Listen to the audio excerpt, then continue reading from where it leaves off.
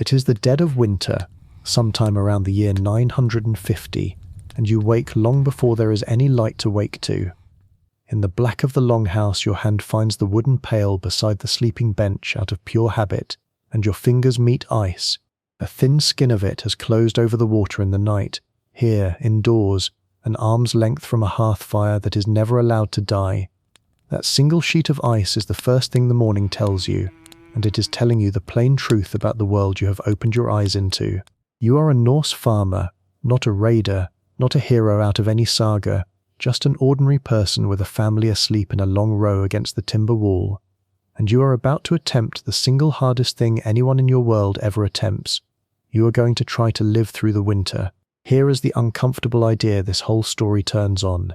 You, watching this now, warm and fed, a switch away from light and heat at any hour of any night, would almost certainly not survive it.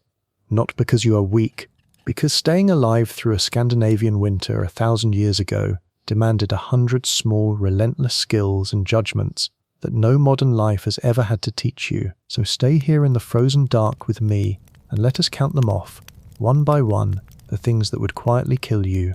Begin with the strangest killer of all, the dark itself. You have grown up thinking of night as a third of the day, a thing that ends. Up here it is most of the day, and it does not seem to end. Your farm sits somewhere between 55 and 65 degrees north, and at the turning of the year the sun barely bothers with you at all. Around the latitude of what will one day be Oslo or Stockholm, the sun clears the horizon for roughly 6 hours, drags itself in a low, weak arc that never climbs far above the trees and is gone again. Go further north and it is 4 hours of thin grey light, then 3, and in the far north, beyond the Great Circle, the sun simply does not rise at all, not for days, not for weeks, only a bruise of blue twilight at midday before the black closes back over everything. This is what your winter actually is, not cold days. Long, long nights barely interrupted by a pale, exhausted afternoon. Every animal you feed, every task you finish, every repair you make, you do in the dark or in the red glow of the fire, because up here the daylight is a brief visitor that never stays, and that dark is not empty. It is cold in a way you have no real comparison for. The fjords stiffen and fall silent, the lakes freeze to a depth that will carry a loaded sledge and a team of horses, the rivers stop moving altogether, frost creeps across the inside of the timber walls and hangs in the air of your own breath. This is the season the Norse do not dress up with any poetic name. They simply call it winter, and they measure the entire year against how well a household comes through it. There is no fighting a cold like this, there is only outlasting it. And outlasting it takes a building unlike anything you would recognize as a home. You live in a longhouse. Picture a long, low hall of timber and turf, the roof heavy with growing sod laid on for insulation, a single great room where every living thing on the farm will spend the next months pressed together in the gloom. Down the center of the floor runs the hearth, a line of fire that is the beating heart of the house and can never ever be allowed to go fully out, because relighting it from cold in this weather is a genuine battle.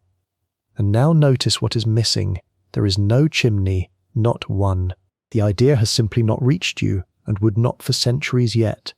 The smoke from your constant fire has nowhere clean to go. It rises, it gathers and rolls under the ridge of the roof, and it leaks out slowly through small holes cut high in the gable ends, holes that also let the freezing air pour straight back in, so you keep them as small as you possibly dare. And this is the second thing that would kill you, and it is completely invisible.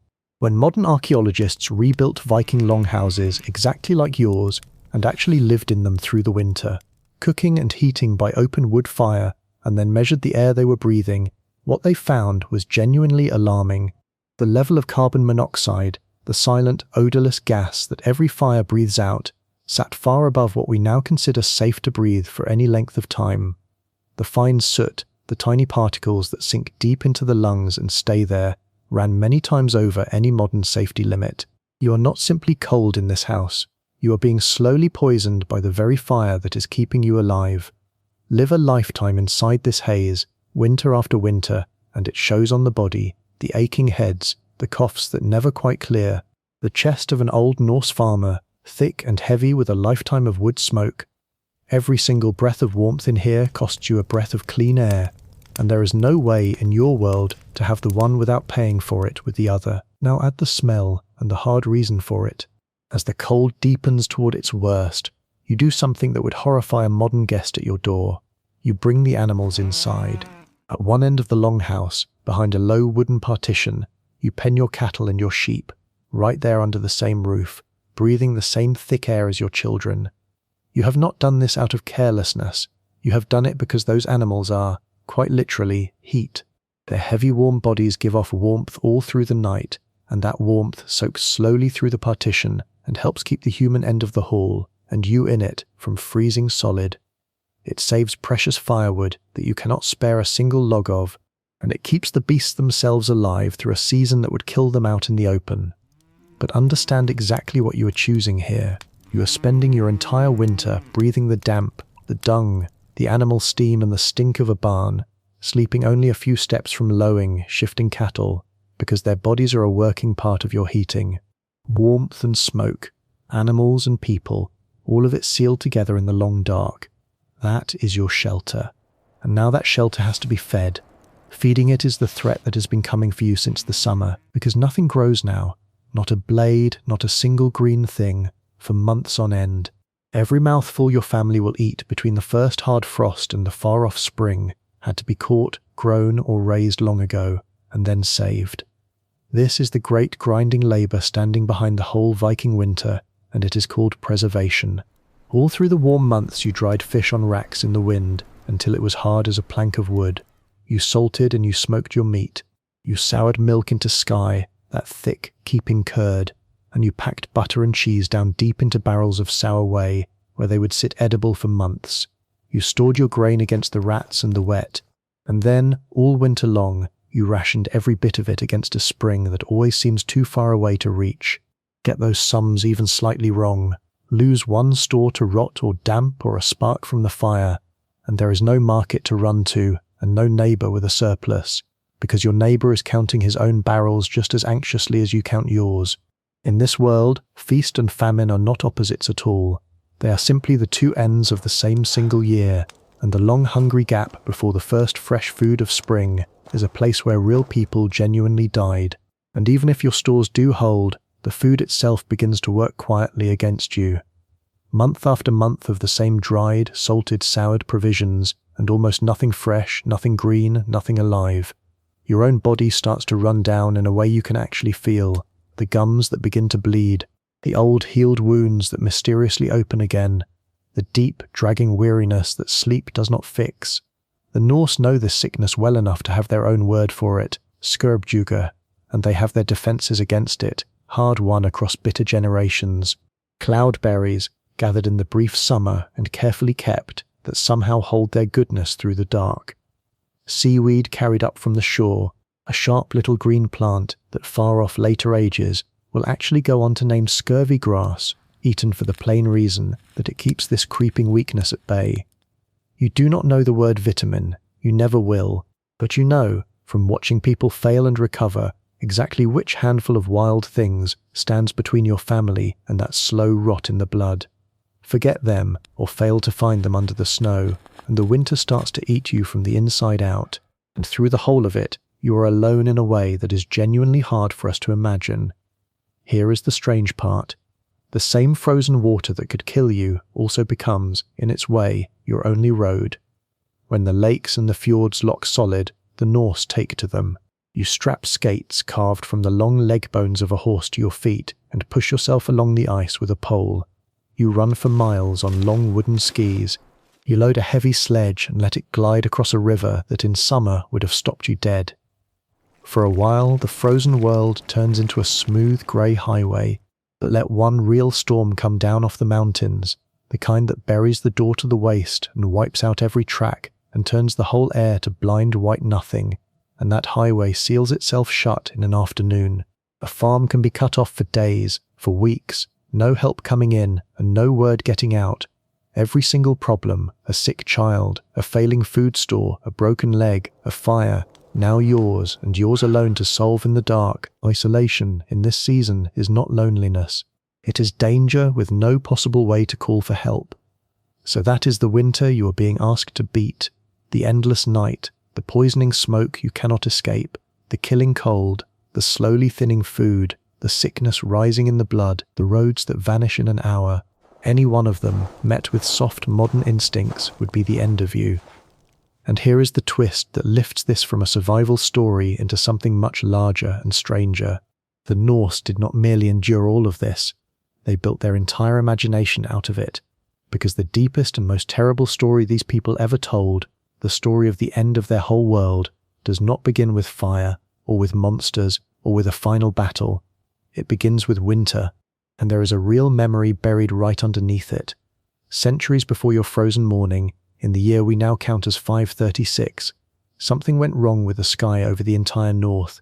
Far away, great volcanoes had thrown a veil of ash and haze right across the face of the sun, and for more than a year the sun gave out its light without any warmth in it, dim and pale as the moon at midday. In Scandinavia the effect was a catastrophe. We can still read it in the wood itself.